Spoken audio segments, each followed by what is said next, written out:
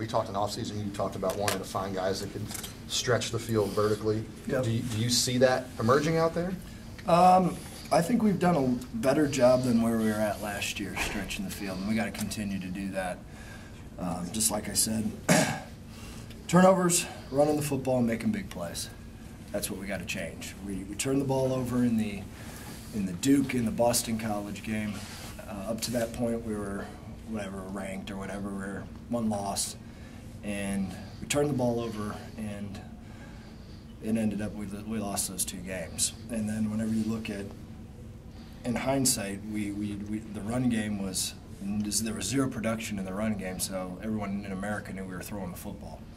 So just like I said 1,000 times, we got to get to the point where it looks like the Miami game, where we can run the football and then the pass game's easy after that. So we got to run the football, and then obviously in college football it's hard to have 6 13-play drives, and so we got to make some plays and explosions. When you say you like some of the direction it's going, you've seen improvement, is it any of the guys specifically, or and who?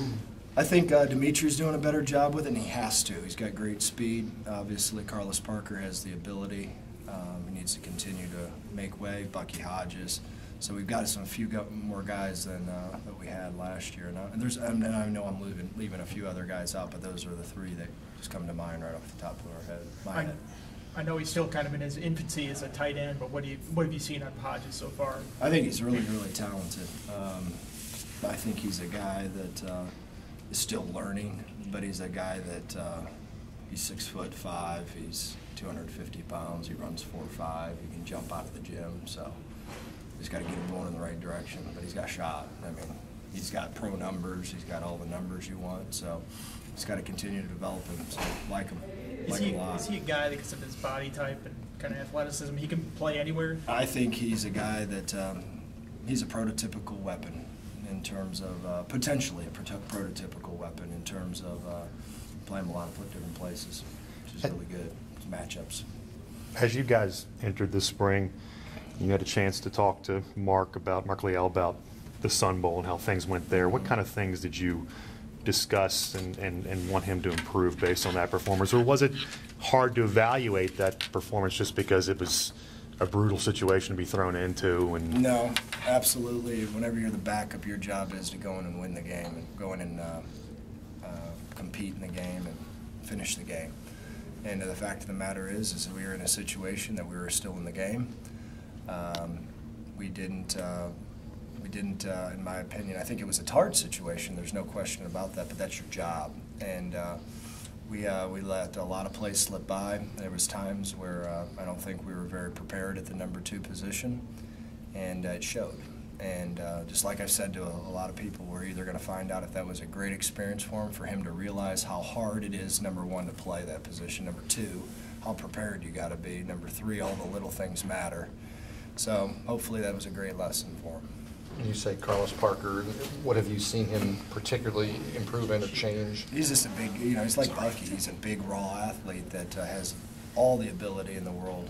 And what's fun with Bucky and Carlos and those younger players is they've got the ability. Now it's just molding them and getting them to do things right, and getting them to understand that all the little things matter, and the difference between an explosive play is a great release. It's the right footwork, it's the right steps, it's the right use of the hands.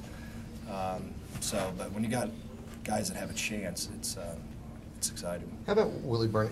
We kind of view him as a guy that maybe gets the most out of his. He does.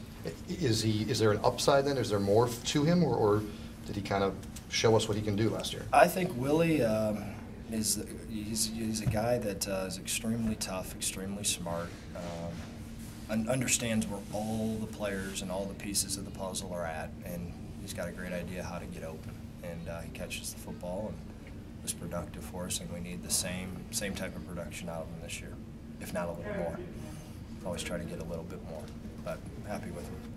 Given what you mentioned about Mark's performance in the Sun Bowl, have you seen improvement from him as far as poise and things that you need to do, or is it just hard to tell during the spring, especially after so few practices? I mean, can you put him in situations that? Yeah, in my opinion, what's got to occur is we have to get a guy that can come out of the spring put himself in a position to compete because there's other competition coming. And so I don't know if I would even remotely. I'm not going to really comment on those guys. You're talking about all three of those guys. I'm talking every single Gotcha. guy, including the guys that are coming here on May 28th until fall. So we'll find out who our guy is, and we want it really, really competitive, though. And that's why there's 2 other guys coming in here, and we want it the most competitive atmosphere that we can get. And so we can at least get 2 guys that could guarantee us to help us win. When you reviewed Saturday, what did you think of Mark's play? Just like I said, you know, there was some good, there's some bad, and there's some ugly. But again, for me I'm going to keep it as close to the vest as I can with that, and there's reasons for it. You know, I want this thing to go into the fall training camp and let's find out who our guy is. But overall, good, bad, and ugly. You know, so.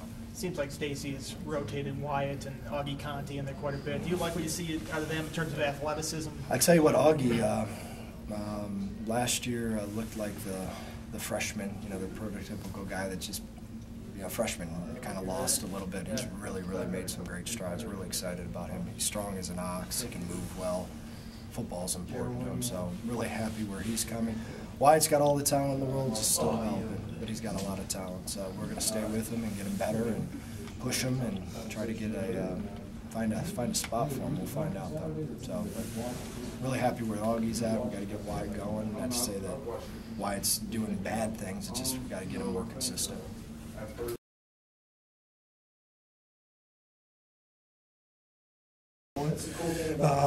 He's meeting, he's studying his book, because that's a big part. He's got to be able to understand the offense. It's a big transition for him right now, and but he's really taken to the position. We're excited about it. I'm excited about it. I think he's done a terrific job thus far. The possibilities because of his athleticism and his size are really open-ended for us, and what we can do with him and other guys at the position. So it creates a lot of flexibility within your offense because of what he's capable of doing from a size and an athletic standpoint. Is this a real opportunity for him? I know Malik's limited, Klein's limited in what he can do. I mean, it just seems like there's going to be a ton of reps for him this spring. Well, you know, we certainly would like to have Bryan and Calvin being able to scrimmage. That's the only thing they're really not doing. I backed off of them a lot today because, as you said, really wanted to increase his reps this week and get him ready to go Saturday for a big scrimmage, because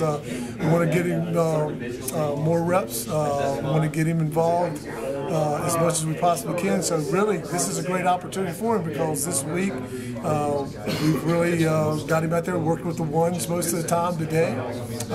So it's a big opportunity for him, but it's also a big responsibility on his part of it to take advantage of that. That's the key. You know, as I told him, you have a great opportunity here, but what you do with that opportunity is really the most critical part of this thing. What is, when you make a switch like that, what is the last part that kind of makes sense? I mean, do you see something that typically comes to guys later on in the process when making a switch to tight end from another spot? You know, which I've really been amazed, not amazed, but really wasn't sure of, really didn't know how he was going to do it, the blocking aspect of it, because you know, his ability to run, he can run.